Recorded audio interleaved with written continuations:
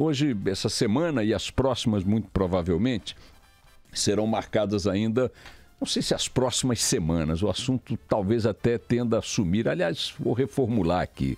Esta semana, provavelmente, alguma repercussão ainda em torno da possibilidade ou não da prisão do presidente Lula, quando vai acontecer, se vai acontecer, em que circunstâncias acontecerá, se a sentença, uma vez vencida a análise dos embargos de declaração a serem apresentados por sua defesa junto ao TRF4, se o ato de prisão será executado imediatamente, se haverá recurso ao STJ, em que circunstâncias, logo depois, caso o STJ não acolha o habeas corpus a ser pedido pela defesa, se o Supremo o fará, quando o fará, em que momento, se isso vai ser feito na sequência da prisão ou se vai ser concedido um habeas corpus preventivo para que ele nem seja preso. Enfim, o fato é que o momento, obviamente revestido de uma dramaticidade inevitável, da prisão de uma figura que foi presidente da República, seja ele qual for, vocês imaginem qualquer ex-presidente da República Brasileira preso,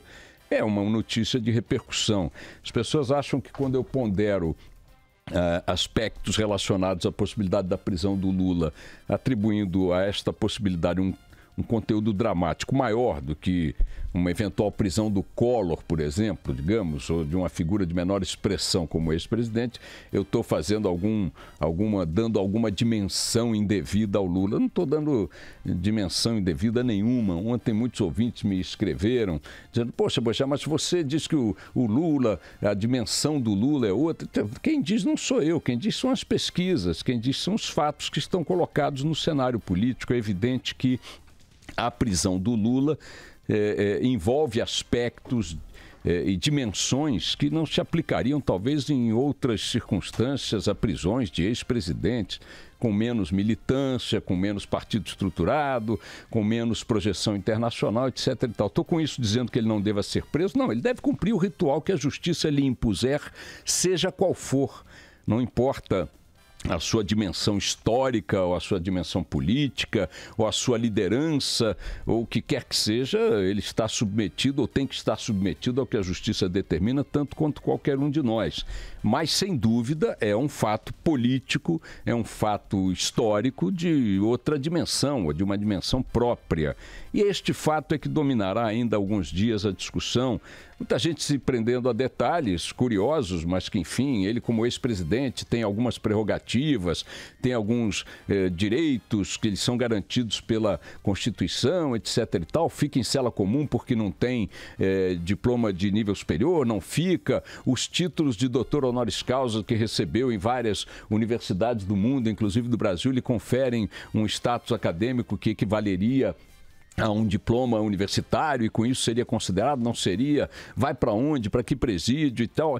Essa discussão toda é subsidiária do fato central, qual seja, ele vai ser preso ou ele não vai ser preso. Ontem, no Canal Livre, discutiu-se com entrevistados essa possibilidade e me parece, tenho lido aí os artigos de analistas e tudo mais, uma possibilidade de que o Supremo Tribunal Federal, e não apenas porque estará acelerando a decisão sobre prisões em segunda instância, condenados em segunda instância, mas também por ser um tribunal onde o contexto político tem peso, claro que tem peso. A gente viu, por exemplo, o contexto político determinar condutas distintas do Supremo no caso do Aécio Neves.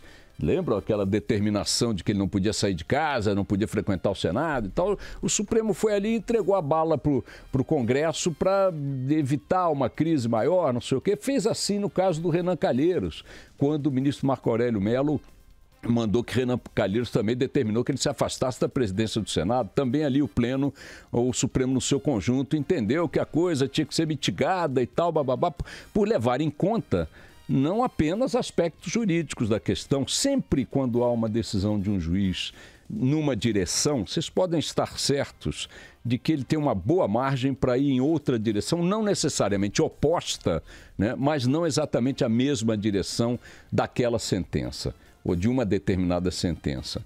O Supremo encontrará, como encontrou em outras ocasiões, e eu citei apenas duas, mas provavelmente na história do Supremo temos inúmeras situações do gênero, em que também citando leis que fundamentam esta nova decisão escolhem esta nova para evitar que a anterior ou a outra alternativa produza ali uma situação que o próprio Supremo, com a sua acessibilidade política e sua inserção no campo da política, que é inevitável, e tem sido assim historicamente, atue no sentido, como se disse no Canal Livre de ontem, de jogar um pouco de água na fervura. Repito, não estou aqui dizendo que Lula não deva ser preso, estou só dizendo que a sua prisão não deve ser vista como favas contadas, pelo menos no horizonte que está sendo colocado no momento. Pode ser que a coisa não tome essa direção de uma atenuante, de uma situação qualquer que relativize a determinação de prisão. Pode ser que o Supremo decida isso de forma categórica, revogando o entendimento, mudando o entendimento de que condenados em segunda instância devem ser presos. Enfim, isso se aplicaria de imediato ao Lula. O fato é que a discussão em torno da prisão do Lula é a que predominará por algum tempo aí, seguramente ao longo desta semana, e quando o assunto voltar à baila em função do andamento dos recursos. Enquanto a gente está concentrado neste caso, num caso que diz respeito a um réu da Lava Jato, a um condenado agora da Lava Jato, talvez percamos de perspectiva o conjunto da obra. E no conjunto da obra há outras notícias e outros fatos que nos inspiram, do meu ponto de vista, deveriam nos inspirar preocupações mais objetivas. A questão do Lula, insisto, deverá tramitar como tramita a situação de um réu, de um brasileiro, de qualquer um de nós que enfrenta decisões judiciais. Isto está circunscrito a este universo do ponto de vista do processo. Um réu, um condenado, um processo, uma acusação. Claro, lembrando que Lula ainda responde a outros processos. Mas enquanto este caso isolado ganha essa dimensão que atrai quase que 100% das atenções, os outros 2, 3% que dizem respeito ao conjunto da Lava Jato e a seu grande acervo de investigados, parece patinar e não sem algumas ameaças mesmo a um andamento das investigações. Hoje estava lendo no jornal o Globo, reportagem do Tiago Erdi, a notícia de que aquele banco de dados chamado MyWebBay, que era um banco de dados onde a Odebrecht guardava, são 5 discos rígidos com cópias de dados de software que foram entregues há quase 6 meses aos investigadores da Lava Jato. Eles permitiriam acesso a dados contendo, por exemplo, pagamento, programa de pagamento, códigos, nome de pessoas que receberam propinas, onde receberam, quando receberam, valores que receberam, cidade onde receberam, nome do destinatário e do intermediário, do doleiro usado para entregar esse dinheiro. Este MyWebBay, este conjunto de informações em 5 discos rígidos, diz hoje a reportagem do Globo, baseado inclusive em declarações do procurador Carlos Fernandes dos Santos, que é um dos chefes do Ministério Público no caso da Lava Jato, diz que esses dados estão praticamente perdidos. Chegou a se imaginar que poderia haver ali a quebra dos códigos criptografados que preservam estes dados em sigilo, mas passados 6 meses da entrega desse material, até agora, os técnicos da Polícia Federal, do Ministério Público, inclusive com a ajuda de técnicos de outras polícias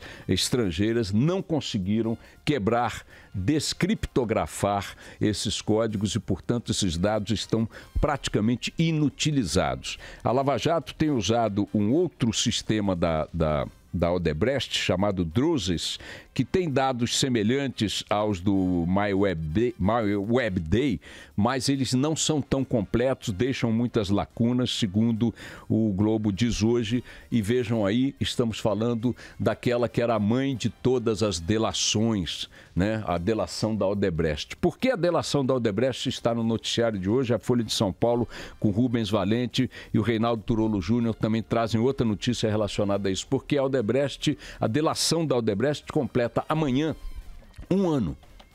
Então vejamos, Temos a questão do Lula, que é uma questão referencial, uma questão emblemática, uma questão muito importante. Ela é assim, referencial para todo o conjunto da coisa, do ataque à corrupção, às quadrilhas e tudo mais. Mas temos o conjunto, de fato, da Lava Jato, que numa das suas mais relevantes delações, de umas mais relevantes investigações, patina com forte possibilidade de um prejuízo significativo às investigações pela perda desse material, que a Odebrecht, alguém da Odebrecht destruiu as chaves que davam acesso a essas informações e passados 6 meses parece que isso vai virar lixo mesmo. E enquanto essa informação está no Globo, na Folha de São Paulo, se mostra que, completado 1 ano da mãe de todas as delações, ou da delação do fim do mundo, nenhum político dos que foram denunciados, e foram 80 e tantos, 70 e tantos políticos, nenhum político dos denunciados se tornou réu. Nenhum foi preso e apenas um foi denunciado. Ou seja, a justiça ainda nem acolheu que ele se torne réu. Dos 83 inquéritos abertos no Supremo Tribunal Federal para investigar parlamentares de vários partidos, 78 estão inconclusos, não chegaram a lugar nenhum. E 5 dos investigados, ou dos crimes relativos a eles, a parlamentares, já foram arquivados por prescrição de pena, ou seja, o tempo contou a favor da impunidade. Então, apenas para colocar, minha gente, na feijoada da semana, esse outro norte, amanhã a delação da Odebrecht faz 1 ano. E do ponto de vista prático, produziu nada em termos de punição. Não produziu nada sequer em transformar em réu que fosse um dos únicos políticos que tenham sido atingidos pelas delações. Tudo bem que se corra em relação a alguns processos, tudo bem que algumas figuras emblemáticas sejam conduzidas ao cadafalso, tudo bem que elas sejam presas e paguem por seus crimes. Mas é importante a gente não ficar hasteando bandeiras de sucesso em meio a uma investigação dessa dimensão, com este alcance, quando pegamos um dos muitos ratos que pilharam recursos públicos no Brasil nas últimas décadas. As ratazanas, na sua quase totalidade, continuam aí livres, leves e soltas. Na quinta-feira, eu conversei com uma das figuras centrais das investigações e ela me disse, olha, Boechat, a rigor, nós não chegamos nem à metade daquilo que poderíamos chegar, ou que sabemos que temos que chegar, para considerar a Lava Jato uma operação bem-sucedida nas questões fundamentais que ela se propôs. Nem a metade, Boechat. Ainda falta muita coisa. O que tem de corrupção nos estados como subsidiária da Operação Lava Jato é uma brutalidade. Se formos olhar com lupa, todos os estados brasileiros, com poucas exceções, estão num cenário de corrupção sistêmica semelhante ao que se vê no Rio de Janeiro, ao que se viu no Rio de Janeiro. Então, é muita coisa ainda, muito chão ainda para se avançar. Se as pessoas e boa parte da sociedade brasileira se sentirem satisfeitas porque se chegou eventualmente a botar o Lula na cadeia, e eu insisto em dizer que isso ainda é um ponto de dúvida no horizonte, nós estaremos reduzindo a Lava Jato a uma operação que não tem nem de longe os méritos que a sociedade a ela atribui.